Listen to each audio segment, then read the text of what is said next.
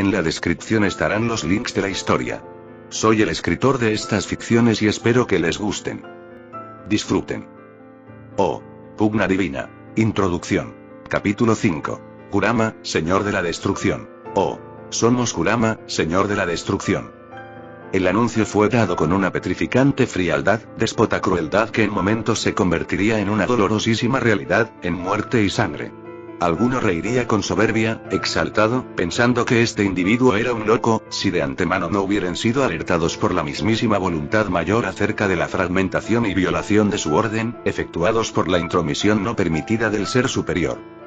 Una máscara blanquecina como un hueso, con la gesticulación de una herida demoníaca y una hendidura ovalada, cual párpado, en mitad de su frente. Visibles eran solo sus ojos, que despedían una congelante sensación de muerte de cegador y pálido amaranto. Una armadura segmentada, similar a la de los guerreros de las tierras del Cañaveral, de decoraciones violáceas y bordos y motivos prosaicos de leyendas perdidas en el misterio del tiempo, flamas y algo más. Del cuello colgaba un collar con 6 magatamas, refulgentes en rojo y dorado. Los guantes negros cubrían sus manos que, en la diestra, sostenía una katana enteramente cenicienta, límpida y mortalmente peligrosa en su filo. Susurraba en el viento con el simple chocar de este contra ella, la divina extensión del imponente señor de otra magnitud. Dios de la destrucción. Los pies se descubrieron un poco al dar el primero de los pasos, revelando unas largas piernas pálidas, en la planta de los pies unas sandalias planas de madera ébano. Se asimilaba como el tipo de guerrero o deidad destructiva que él mismo o sus lectoras de dedos habían anunciado, pero con las subestimaciones corrían los mortales incompetentes. Esto, muy bien, todos lo sabían. Un vasto ejército parado sobre las llanuras más orientales de las tierras intermedias. Entre los pastizales de verdoso y soleado resaltaban las figuras armadas, encerradas en suntuosas piezas de metal, que rodeaban, guardando una distancia segura, aquel sauce, de fogosas hojas anaranjadas y tronco negro, antinatural, tanto como el ser que lo custodiaba. En su dragón montado el divino campeón áureo de los gobernantes mayores de las vastas tierras. Parte de sus rizos dorados se escapaban de su casco, y él se dispuso a las negociaciones que no duraron mucho con el extraño. Sus palabras fueron escuetas pero directas, llenadoras y advertidoras. No habría paz en aquel día de batalla. Correría la sangre. Primero cayeron los soberbios hijos de Marika de menor rango, no tan alabados y ensalzados, muy probablemente olvidados en los añales incluso con su heroica voluntad de luchar contra lo que más tarde se convertiría en la mayor pesadilla, y en el mayor provocador de insurrecciones, de todas las tierras intermedias. Un movimiento rápido, elusivo, hicieron caer a la primera línea de batalla, y Godwyn el Dorado no dudó más y ordenó el abalanzamiento de la multitud. Sin dudas se arrepintió tras los eventos, pues el invasor divino resistió el embiste y combatió, individual y conjuntamente, contra quien se cruzara por su camino. Gráciles cortes y esquives de un bailarín y artista de la batalla, alguien que iba tan seguro y que desperdiciaba tanto talento y experiencia que dejaba boquiabiertos y enervaba la sangre de envidia de sus adversarios, a su vez de rabia por verse incompetentes e incapaces de asestar tan siquiera un golpe. No escatimaba en el combate, pero tampoco se lucía el dios destructor. Daba rienda suelta a sus habilidades, aunque ciertamente se contenía para no aburrirse en poco tiempo, aniquilando a la totalidad de adversarios. Godwyn pidió que arribaran las fuerzas de mayor grado, las élites de la batalla. Varios semidioses fueron guiados en manada. Muchos hijos bastardos y olvidados de la reina eterna. Sin embargo, cuando a la figura ya llegaba la nueva oleada, Godwyn descubrió que un grupúsculo que él mismo envió alcanzó aquel árbol tan singular en medio de la llanura, quemándolo tal como ordenó. Craso error que terminaría pagando con una explosión repentina que terminó por acabar con la vida de centenares, si no miles de soldados y dragones montados por estos en el campo de batalla, siendo quemados y despedazados por una onda vaporosa y vertiginosa de calor y poder. La servidumbre albináurica siendo licuada en charcos que rápidamente se esfumaron con el viento y la energía divina. El Dorado admiró el campo de muertos y moribundos con terror y algo de animadversión, pues entre esos seres muertos estaban sus amigos, tanto dragones y bestias e inferiores, como llamaba la Orden Dorada a todo ser no proveniente de su progenie, como aquellos hermanos y hermanas de sangre noble con los que creció. Todos asesinados en un instante. Su propio dragón de aspecto mortecino suspiró y rugió débil. Idiota, y el árbol estaba sellando nuestro verdadero poder. Resonó la potente voz del dios, proveniente de todos lados y de ninguno a la vez. La próxima vez no seas tan ingenuo, y la próxima vez unan todas sus fuerzas para derrocarnos. O si no los gobernaremos como a la plebe más pobre y desagradecida. Delante de Godwyn el Dorado, el ilustre, galardonado y amado montador y adiestrador de dragones que supo anteponerse a la invasión de estos liderados por Gransax y que ahora se encontraba medio tirado, intentando reanimar a su compañero de batalla el dragón Liche Fortisax, se personó la figura que parpadeaba en áureo ancestral, veteado con lánguidas líneas de negra penuria y mortandad. El que decía ser Kurama, un señor de la destrucción, frente a él. Trae a todos tus padres, hermanos, primos, hijos y sobrinos. Dijo la deidad con una rugiente vociferación espectral. Convence a las especies, razas y dioses de que somos una amenaza real, y no tan solo unos viajantes pasajeros que se divierten con las singularidades de estas vastas tierras. Si no se reúnen y nos derrotan, nosotros los condenaremos. Y así, con un simple retazo de su poder, el ser más que divino y destructivo golpeó Fortisax en el vientre, dándole la suficiente fuerza como para mandarlo de regreso a la capital, a Leyndell. Radagon y Marika, así como la Orden Dorada, subestimaron a su tremebundo rival. Godwyn también, al creer que siquiera uniendo todas las fuerzas del mundo podría hacerse algo. Pero no quedaba alternativa. Y por algo el Señor de la Destrucción lo eligió como su encomendado. Oh. Semanas después, acompañado por su nueva figura de padre, que iba seguido por sus dos hijos semidioses varones con la reina Caria, y por su reina madre, que trajo consigo a sus dos últimos vástagos, un ejército conjunto de las mayores fuerzas de las tierras intermedias comandado por Godwyn se paró en las ahora tierras áridas de Caelid, hace no mucho un hermoso y enorme campo próspero en el borde oriental del Sano Mar. Un gigante, pero no tan enorme, Radahn estaba allí. Un Ricard gallardo y avaricioso, pero todavía con muchas cosas por aprender y un sentido del apego desarrollado. Una Malenia veloz y hábil, pero joven y no tan experimentada. Todos se unieron a la Guardia Real que era liderada por el Dorado y su padrastro. Esto se hacía así porque, obviamente, no muchos simpatizaban, sobre todo los hijos de la Casa Lunar, con lo que representaba el Pelirrojo. Héroe y campeón elegido de la Orden Dorada, aquel que abandonó a su prole con tal de cumplir su deber. En general, la gente admiraba más al hijo bueno de Marika, como solían llamar a Godwyn. Se armaron las catapultas, se lanzó cantidades de magia y proyectiles irrisorias para el invasor divino, quien simplemente se mantuvo estático, recibiendo los golpes pero no dañándose. Un pozo en la tierra lo rodeaba, pero él permanecía inmóvil en un pilar indestructible, tan recio como su propia voluntad. No lo acabaremos así. Dijo Radagon, solemne y serio. Encapuchada la reina eterna los acompañaba para darles sus bendiciones a todos, para inspirar los corazones hasta el absurdo. En campamentos, en torres de madera construidas a la rapidez del evento, los magos de Caria preparaban sus cañones mágicos más potentes y prohibidos. Tendremos que cargar y esperar que las fuerzas combinadas lo aniquilen. Y el cabeza rojiza tenía un punto. Ni los rayos de antiquísima hechicería de los más fuertes y célebres miembros de la Academia de Raya Lucaria, incluyendo a su reina de la luna llena, eran capaces de penetrar a aquello que defendía el terreno inmediato del invasor divino, proveniente del exterior desconocido. Godwyn asintió, y dio la orden. Aunque a sabiendas de que, con un mero chispazo, la deidad invasora los podría desvanecer y convertirlos en polvo y ceniza. Carguen. Anunció a los sucedáneos generales de las vastas fuerzas que cubrían una increíble porción del árido páramo donde solo resaltaban, de cuando en cuando, la opaca brillantez de las armaduras de los caídos de no hace demasiado. Aún así, embravecidos los luchadores de las tierras intermedias aullaron con orgullo y ganas de demostrarse a sí mismos que merecían estar vivos, algunos lo hacían por la gracia divina de, quizá, poseer algo de la reina eterna, aunque sea un saludo. Los dragones volaron y escupieron sus llamaradas en la forma imperturbable. Los arqueros lanzaron sus flechas metálicas, gigantes, de fuego o mágicas en miríadas prácticamente irreconocibles. No obstante, todo ello ni sirvió para despeinar a su fiero rival, que se mantenía erguido cual estatua. Una vez los proyectiles demostraron ser lo suficientemente inútiles como para descartarlos en absoluto, la primera línea de trolls de Caria se abalanzó con gruesas espadas a la deidad invasora. Por fin, se movió y se lanzó a la trifulca. Perfumistas ya haciendo su labor de apoyar a los del frente y preparándose para curar y resarcir las heridas de los que caían. Los espíritus de leyendas combatían, el invasor divino atravesaba el cuerpo de los trolls cual bala de cañón explosivo, destrozando y esparciendo sus entrañas. A los dragones le lanzó unas armas giratorias de 4 puntas que cortaron sus cabezas limpiamente.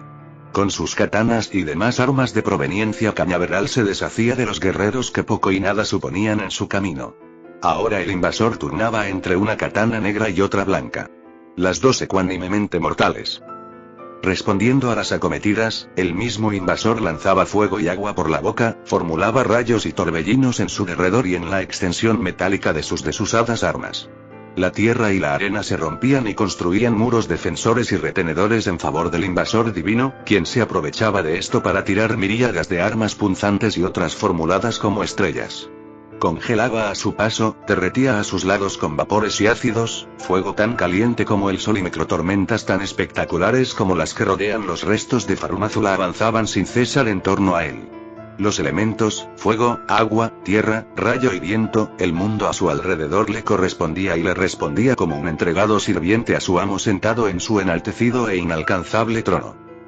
Hasta que se cansó, y la bestia apareció en toda su magnitud. En un pilar de fuego y llamas ignífugas, la bestia dorada hizo acto de presencia. 9 colas ondulantes, unos rasgos como vulpinos y brillante forma espectral. Allí comenzó la verdadera masacre.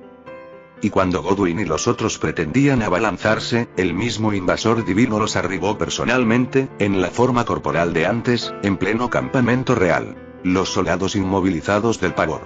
El dorado desenvainó y, sin muchas premeditaciones, se arrojó y cortó mientras el invasor parecía querer enfilar para su madre y padrastro. Godwyn respiró arrebatado por el dolor y el pánico cuando la katana negra y límpida del invasor le cercenó el brazo retenedor de su propia espada.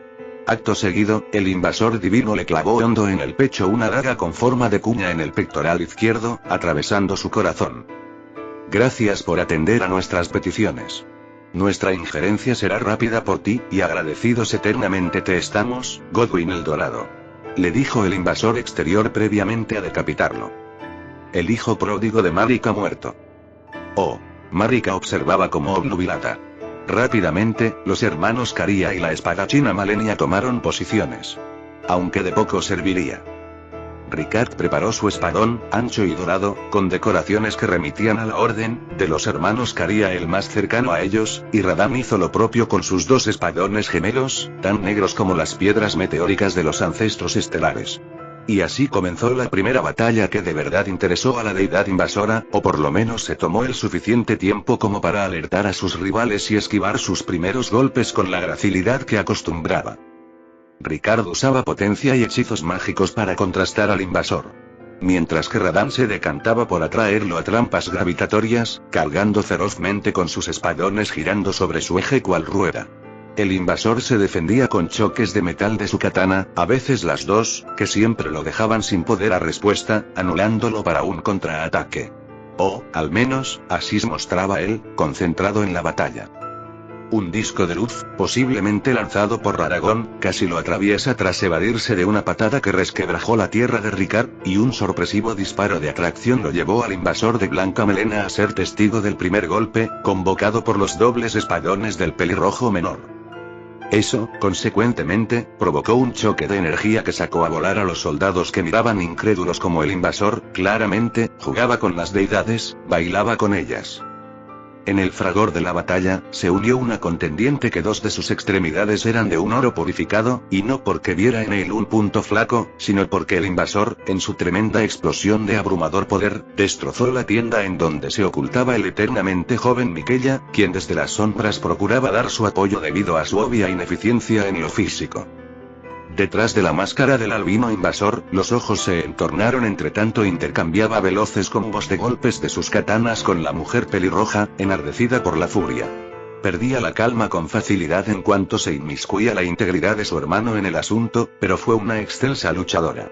Una espadachina con ya algo de renombre que sin dudas alcanzaría nuevas cuotas de habilidad y perfección en el arte que manejaba tan escrupulosamente.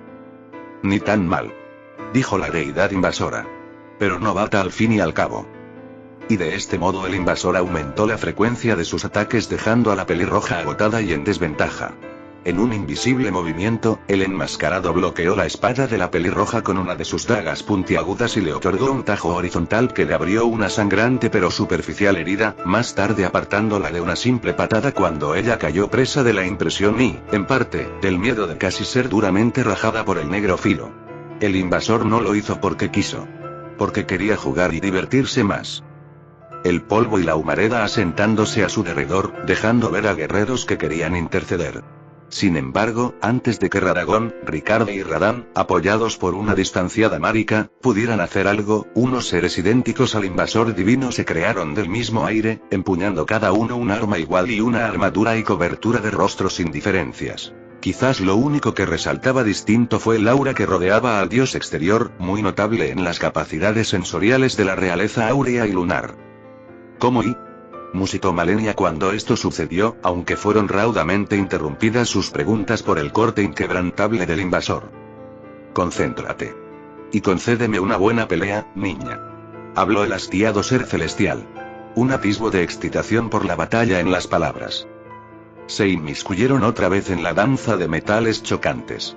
Fuera de su combate Radahn invocaba la caída de meteoritos. Ricard destrozaba el terreno y pretendía asestar golpes demoledores. Radagon usaba encantamientos en dorado de inmensas áreas mientras se enfrascaba contra una de las copias del invasor. Y Malenia apenas pudo preguntarse por qué a ella le tocó ser la que se enfrentaba al divino invasor en toda su magnificencia. Tal vez no importaba y fue al azar, o puede que al visualizar su cólera por lo que hizo con su hermanito se sintiera extasiado de placer, queriendo humillarla y vapulearla hasta el extremo. La reina eterna miraba impotente en su sitio, por alguna razón estática, no siendo capaz de asistir demasiado a los guerreros. Malenia desplegó todo su material como maestra de la espada, usando cada postura y cada consejo como experiencias recogidas para luchar contra el soberbio ser que claramente la aventajaba. Nada de lo que pudiera o se propusiera hacer podía defenestrar la impecable, inexorable guardia del sujeto de cabellos cenicientos. Vivía sencillamente en otro espacio donde predecía sus movimientos como viendo el futuro. Incluso sus tácticas quedaban desnudadas ante la adversidad del hombre y no del animal de la guerra que combatía y más bien se reía en silencio y con aires superiores de ella, con la mueca seguramente divertida que ocultaba con mezquindad tras el níveo lechoso de las fauces demoníacas de su máscara. Aunque ya no tan impoluta se encontraba su máscara pues en el intercambio ya se había cubierto de tierra y sangre de los pobres infelices que tan solo generaron rasguños a su armadura imperial. El rugido bestial seguido de una explosión astronómica brilló en el horizonte lejano, y esa distracción le costó caro a la espada de Miquella, siendo derribada y su brazo protésico arrancado y despedazado por violento agarre. Un golpe de una patada lateral en su cráneo mandó a volar su casco alado. Un tanto ciega y parándose sobre sus endebles piernas, la última hija de Marika vio como el general del caos se paraba justo delante de ella, a unos cuantos palmos. Atormentada por el hecho de perder y que su hermano sufriera las consecuencias, hermano que perdió de vista tras la explosión. Esperaba que Finlay haya acatado la orden de evacuarlo ante la primera chance como Malenia pidió. Agobiada por la desdicha de su situación, los susurros en su cabeza arañaron los últimos brotes de su autoconsciencia, derrumbándola y empujándola al abismo de la desesperación. Alas florales, rojas y casi espectrales, similares a grandes protuberancias aladas de una mariposa naciente, surgieron de la espalda de Malenia. Un torrente de poder y podredumbre circulando por sus venas y por sus órganos. Por cada pedazo de su ser. Iba a inmolarse. Iba a reventar todo con tal de proteger a su hermano. No obstante, la corriente se desvaneció de un momento a otro, una palma puesta en su espalda baja le arrancó sus nuevas alas con un destello de calor invisible. Y entonces sí, luchaste bien, Malenia. Pero no puedo dejar que corrompas el futuro dominio. Subsiguientemente, un golpe con el mango de la katana del invasor divino bastó para despacharla al mundo de la inconsciencia total, mas luego el invasor la atizó con un duro puñetazo que le quebró la columna, mandándola muy lejos, fuera del combate final. Radahn y Ricard habían caído. El primero sin brazos y desangrándose, el segundo con un hueco aberrante en su caja torácica, probablemente muerto. Ambos se deshicieron de sus copias o estas se fueron al cumplir con su cometido, reduciendo a los distractores mientras el mandamás jugaba con la espada con la niña pelirroja. Aunque, hubo uno que se mantenía de pie, desafiante, erguido y con una lanza dorada clavada en la espalda de su ser copiado que rápidamente se transformó en viento y humo. quedando solo 2 figuras en la batalla. Un fulgor estalló dando fruto en un árbol áureo que, con su magnífica aura, combinó sus fuerzas con el luchador Bermejo, de armadura semidestrozada, medio pecho al descubierto. El invasor, intocable aún. Una breve mirada de los adversarios. Y ambos atacaron, uno inspirado por su reina eterna, el otro salpicado por el divino poder de su ansia de conquista. Radagón, al luchar con lanzas que imaginaba al momento, tenía la ventaja de la distancia, aunque una vez el enmascarado se arrimaba a combate más cercano el pelirrojo sufría las consecuencias. Mantenerlo lejos era una misión demasiado compleja. Y además, aparentemente, el dios invasor no parecía estar dando todo de sí, quizá un poco consumido por la batalla contra dragones y ejércitos que daba la bestia dorada en el otro frente, parte de su ser y poder si había que suponer. Pero eso no sostuvo ni equilibró en demasía la balanza, más cuando el enmascarado produjo aquellas esferas amarillentas de mediano tamaño, pero de inmensa destructividad. Las lanzas se rompían en 1000 pedazos luminiscentes que caían al suelo sin gracia. Y poca gracia le hizo a Radagón esta nueva habilidad. Aún menos satisfecho se halló cuando el peliblanco se apareció delante de él, sin nada que justifique esa explosión de velocidad. Casi como si se hubiera teletransportado. Con un grotesco crujido, el enmascarado partió el brazo con el que sostenía la lanza el pelirrojo. Sin embargo, con un brillo dorado creado del árbol áureo en miniatura de varias decenas de metros que se creó a partir de los poderes de la reina, Radagón reacomodó su extremidad y volvió al enfrentamiento, sabiendo que ya nada y poco podría probar contra este ser invasor. Cuando se preparaba para un nuevo arremetimiento de su rival, tal vez usando esa extraña habilidad de movimiento instantáneo, el enmascarado desvió su visión al horizonte. Y Radagón casi se vio tentado por aprovechar la distracción, si no fuera porque a él también lo atrajo aquello que acontecía en la distancia.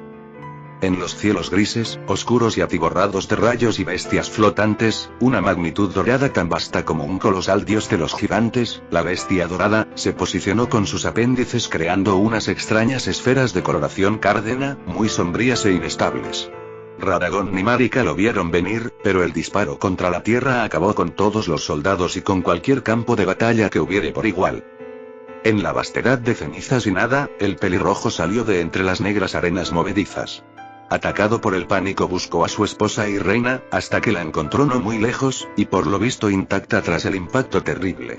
La sostuvo en sus brazos con premura y temor, mirando a cualquier lado en busca de la bestia o la figura de hombre que causó esta calamidad. Y allí, lo vio. Parado, su cuerpo destrozado, más que el de Radagón o Marika.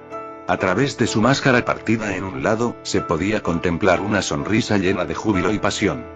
Su ojo expuesto tenía la tonalidad de un amarillo pútrido, fétido y mortal, como los ojos de la muerte misma. Anillos concéntricos. 6 de ellos. Ya no había amaranto. En la frente, por la abertura superior y oval, un tercer ojo abrió perezosamente. Radagón ahora se percató de que el sujeto tenía las manos unidas, comprimidas en una suerte de mazo o algo por el estilo. Pensó que él atacaría, pero no pasó. Al contrario, el campo ceniciento resplandeció en verde, los cadáveres de sus aliados recomponiéndose mágica y absurdamente. El tercer ojo de la frente brilló en tonalidades esplendorosas. Y entonces, cuando una gran cabeza de demonio surgía del suelo, emergiendo pilares verdosos y de energía en todo el páramo, el destructor de mundos dio su último mensaje. Una advertencia, una amenaza y una despedida. Desvaneciéndose en la nada, el invasor divino habló. Somos Kurama, señor de la destrucción, dador de vida. Y continuará ahí. X. Si te ha gustado, puedes dejar tu apoyo y seguirme. Un gusto, y hasta la próxima.